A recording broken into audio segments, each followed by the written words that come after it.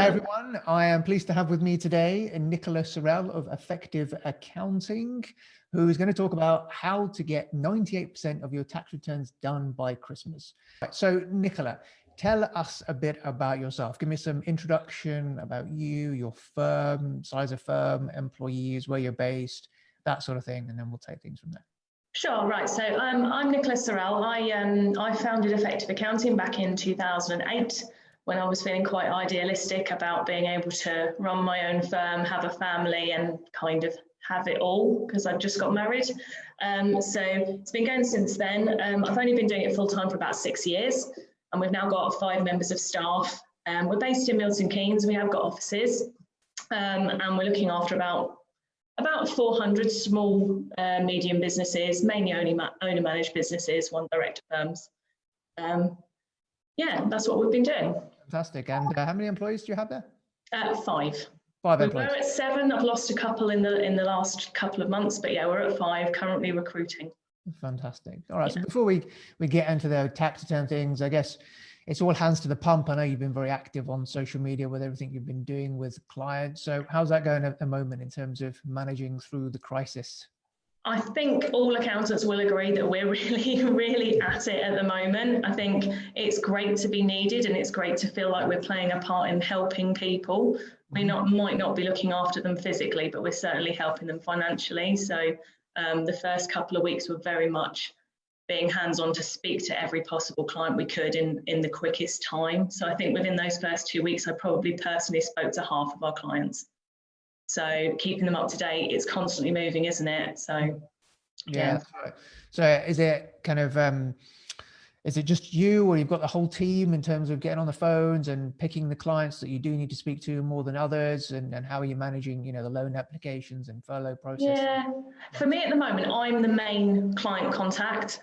It's one of the flaws in my firm that I haven't managed to delegate properly yet. So the rest of the team are pretty much support staff. They deal with the bookkeeping, the VAT, the accounts, but they're not very client facing.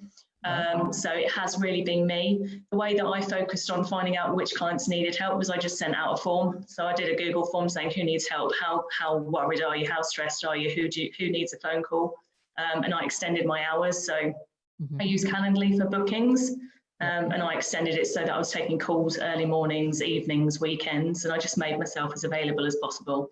And I had I set up a Facebook group and a WhatsApp group as well, and those were really helpful because clients were sort of helping each other. They were sharing how HSBC had responded to delaying mortgage payments and everything. Yeah. Oh, fantastic. So you must be well and truly wiped out at the moment.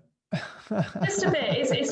I think this week's got a tiny bit easier and I'm back to normal work, but I think the first few weeks were just crazy. Just reading through everything and trying to turn that around for clients. Then it was dealing with the furlough, and now we're kind of back to a little bit of normality before we start the furlough again for May. That's right. And how have you found that clients are coping? Have you found that they're still kind of surviving? Have some clients fallen by the wayside? We've got a bit of a mixed bag. So we have a lot of clients in the film industry, and obviously filming has completely stopped. So they're really struggling.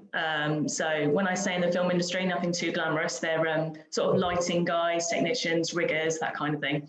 No one famous, unfortunately. But yeah, so that kind of thing has stopped. IT contractors are actually finding more work. So we've got some clients that are actually benefiting from it. And then we've got some that are a little bit more client facing, like swimming schools and hairdressers and photographers that are obviously, they can't be in front of their clients at the moment. So yeah, mixed bag. Yeah, that's right. I think you're not in a dissimilar position to most accounting firms, actually, where it is kind of that mixed bag. I guess some of those who may have specialized with one area in particular, who might have been exposed, could have been exposed more than others. But I think for the most part, it's pretty much the same. Is what I'm saying. Yeah. Good. Okay, so let's get on to the subject at hand then. How to get 98% of your tax returns done by Christmas. So if you've got any questions for Nicola on this, then shout away, and I will put them to her. So firstly, to kick off with, how many tax returns do you have to complete? Last tax year, so 2018-19, we completed 356. 356. Okay. Yes. Right. Okay. So what is your strategy then? How do you ensure that you get that many done, and I'll kind of ask you questions. Okay, so last year we took a sort of two-tactic approach. So I told all clients if they didn't send in the information by the end of October, they'd get charged extra. So all of our clients pay a monthly fixed fee, it includes their tax return, but they were told if we don't have the information by the end of October, there's an extra £75 to pay. Okay. So that was one tactic we took. The other tactic that I took last year was I actually did a competition. So in May, I sent out the first request for their tax returns and told them if I had all their tax return information by the end of June, they'd go into a prize raffle. And I had prizes, and I had a very, very good response.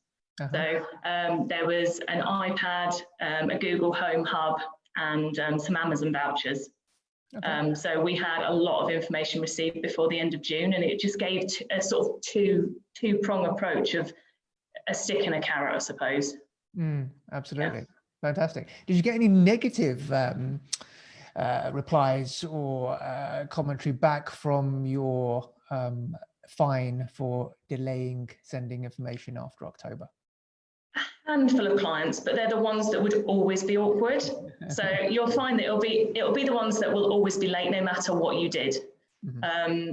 I've had a couple of the clients that are always late, probably for 6 or 7 years, and I could do everything in my power and tell them I'll charge them double monthly fees. They would still send it in January. Yeah. But they will moan about it, and they'll get that tax return, that extra fee. And you just invoice it as and when. Yeah, they're all on direct debit, so it just gets invoiced and they pay it. It's in the terms and conditions. It's in the letter of engagement. They can't argue with it. They'll have had, by the time we get to that stage, they will have had at least 7, 8 reminders. Yeah. Okay. So, yeah. So in terms of in terms of the process, so you send your first requests out in the month of May. So are they already gone or are they going? Slightly delayed. I was hoping to get them out on Friday. It will be this Friday that they go out. Okay. So last year we sent out the first request on MailChimp just so we could be a bit more whizzy with some graphics about the prize draw and things. I'm not intending to do that this year. And then they got a monthly reminder after that through Centre.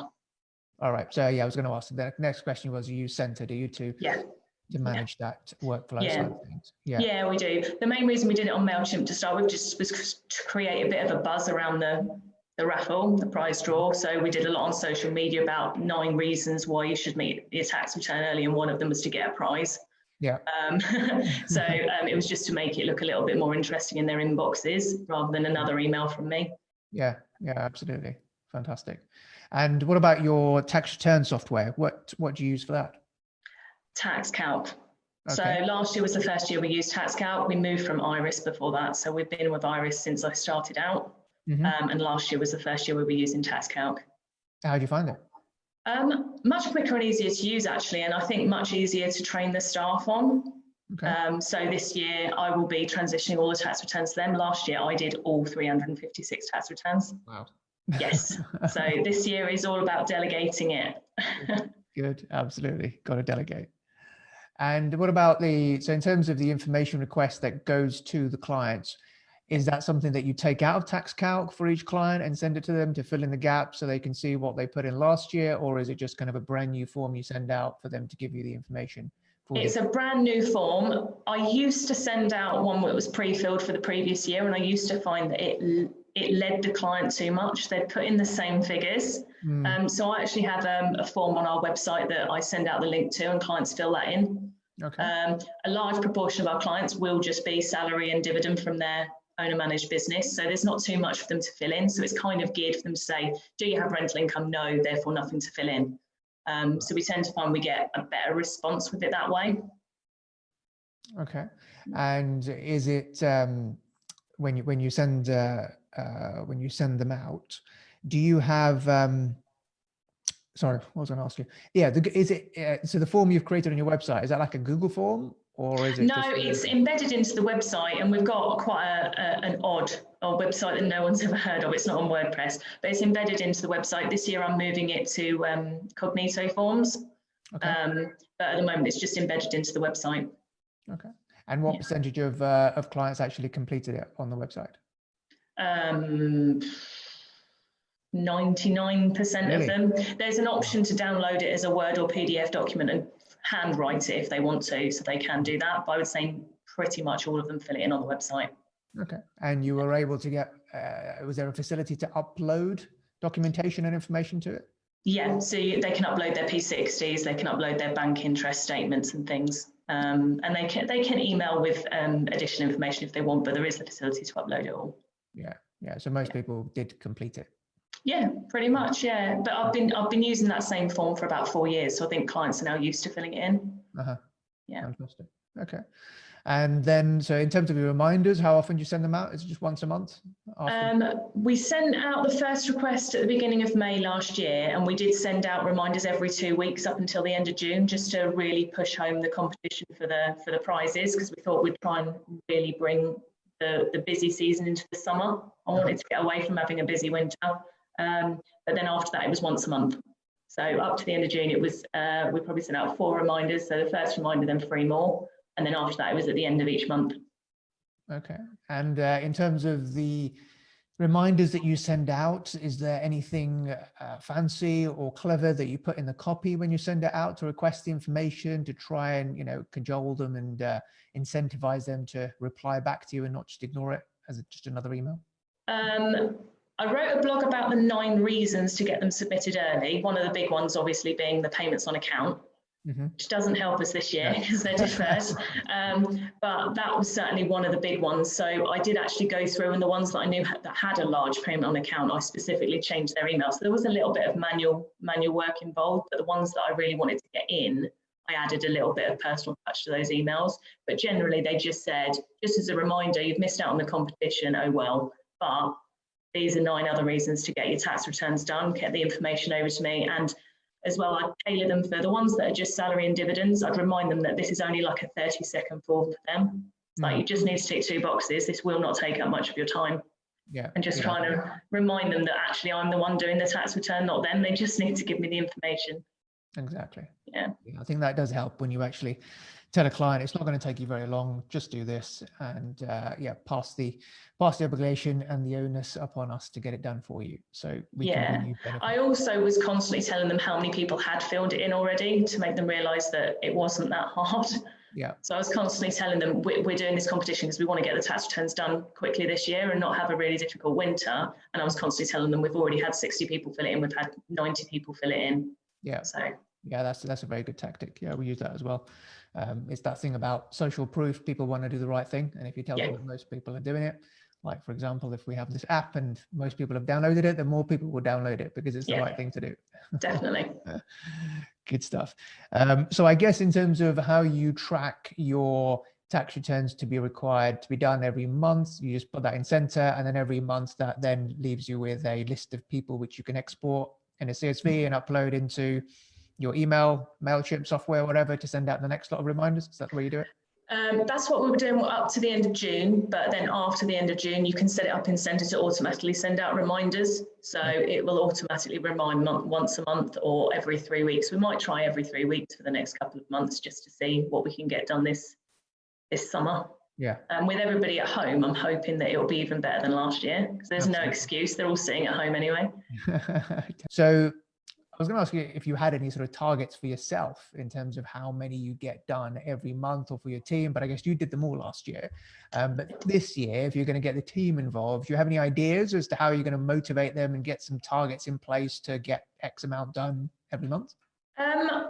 I don't, but as a team, I know that there's definitely the hunger there to get them done early. So because we've lost a couple of members of the team, but we have someone joining us next week, our new joiner is actually pregnant and she'll be leaving again in October. All good games and fun.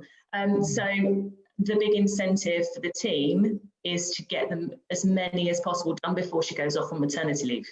Yeah. So the team are really behind me in reducing my working hours because they know that I'm working a lot of hours. And I've promised the team that if I can get my hours down, then we'll reduce to a 30-hour week next year. Fantastic. So their incentive is getting from a 35-hour week to a 30-hour week. And we can only do that if I'm not the only person doing the tax returns. So there's kind of a bit of give and take in that their fate is tied with mine. So the idea will be, I'm hoping, I've got the statistics of where we got to last year. So by the end of September last year, we were at 52%. Okay. I would like to be at 75% done by the end of September so that I'm only left with some to do, Yeah. particularly because this year we've got over 100 more than last year. Okay. Wow. And how do you kind of juggle doing tax returns with everything else that you have to do? Because you've got probably other stuff to do, but then tax returns come in and you want to get them done. What a great question. Planning, just endless planning, and constantly evolving centre so that I can really see what needs to be done. Mm-hmm. So until about June last year, I also did all the accounts prep, and now all the accounts prep is done by the team. So I've managed to transition the accounts prep. So I just need to do the same with the tax returns, but using Centre is the key tool in making it keep going a bit, really. Mm-hmm. But it's constantly got to be tweaked because we're constantly changing the processes and who's in charge of different tasks. So it's keeping up with it, really. Yeah, that's right. And so Centre gives you kind of a workflow, does it, in terms of where the job is at? And I guess it takes it through the processes to help you to know where each and every job is at and what stage it's on. Yeah, and you can add widgets to your dashboard so you can see how many you've done and how many you've got left to do, which is quite a nice, quick and easy visual way of seeing it as well. So I can see on my dashboard right now, I've got 426 to do. That's good. Which can be a demotivator as well. But yeah, so you can see at any time how many you've got in to do and where you're at with it, really. Yeah, absolutely. There's a question coming in from Bahir saying, are you intending to offer a prize draw this year? Did you mention at the beginning?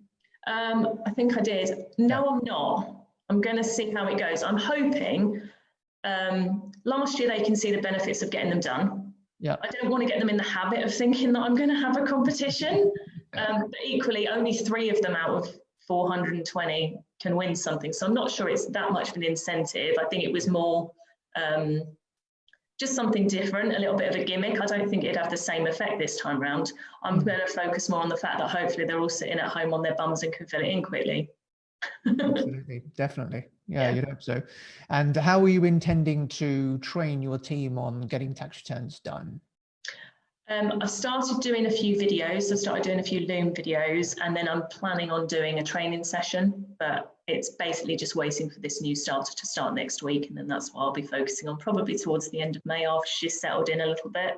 I'm still getting used to the whole dealing with the team remotely. I'd still rather all be sitting in one room to do it together.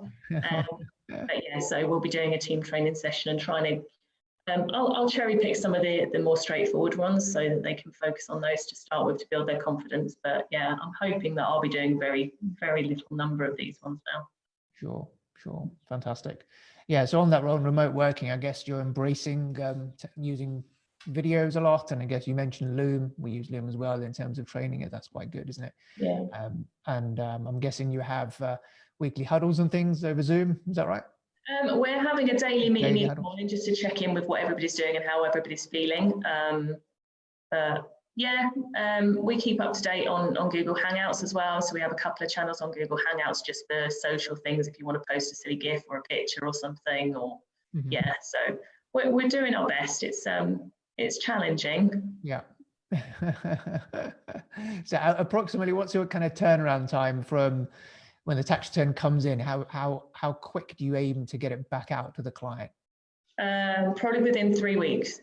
3 weeks. About 3 weeks, yeah. Depends where we are with their accounts as well, because often the client will fill in what dividends and what salary they've had, but actually that dividend figure is a load of rubbish and we need to do their accounts first. So it depends where we're at, but generally around 3 weeks. Yeah, that's right. So question here from Tim, what's the process so that Centre knows that the records have been received and also the tax return has been completed? Okay, so at the moment, our tax return job in Centre has, I think, 5 or 6 tasks. So the first thing is send out the request. Then it will automatically chase if task 2 isn't completed, which is receive the tax return checklist. So whenever a client fills in the form on the website, it goes to my administrator. So it goes into their inbox in a PDF format. They save it in the client's folder, and then they mark off in Centre that we've received it.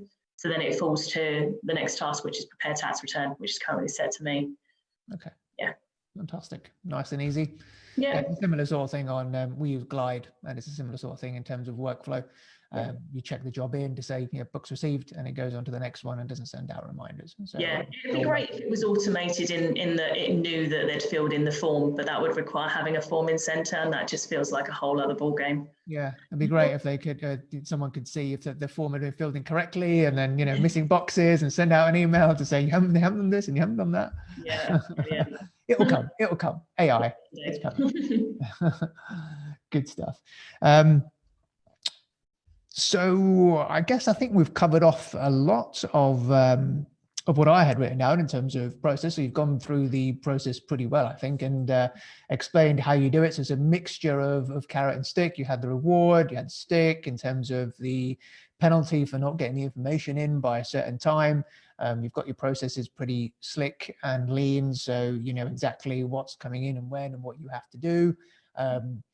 I think you were just a powerhouse that, you managed to get through all of them and do everything else, and you're really driven to do it. So that kind of helps to get them all done. And I guess you're quite motivated to a deadline. So if you told yourself you're going to get X amount done by Christmas, then you will absolutely, to the nail, get it done, wouldn't you? The best competition for me is with myself. So I am very competitive with last year's self. So now I'm focused on that goal, and the big goal is that's to get them out of the way before she goes on maternity leave. Absolutely.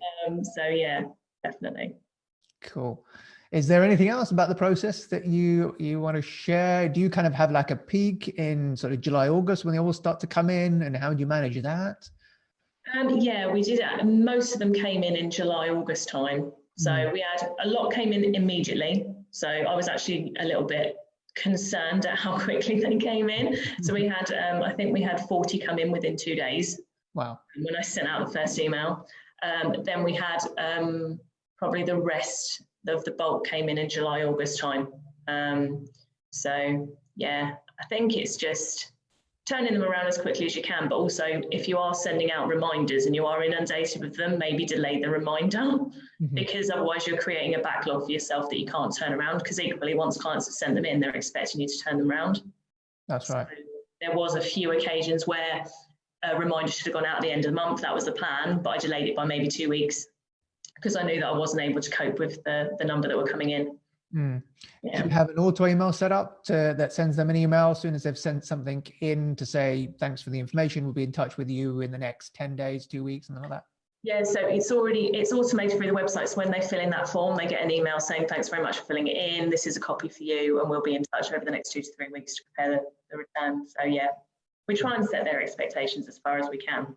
But you have to, for me, it's about controlling the workflow. So you want it all to come in, but equally you need it to come in steadily to actually deliver it, because it's no use if they all send them in. If I send it out this Friday and all of them send them in, then I'm in trouble, aren't I? Exactly. Yeah. Managing expectations, key. Definitely. And so do you not end up having to phone people to request information? You just do it all through emails generally? Mostly all through email. We'll have a handful of clients that are either a little bit less tech savvy or just simply don't understand what they're being asked for, and they will get a phone call. So the typical one is, oh, am I employed or am I self-employed? Or what's the dividend? And we have talked about this. You've been in business for 6 years now. You have a salary and a dividend. So we'll have ones like that. But generally, they will all fill it in from the web form. Yeah. Fantastic. And that web form, did it take you long to create?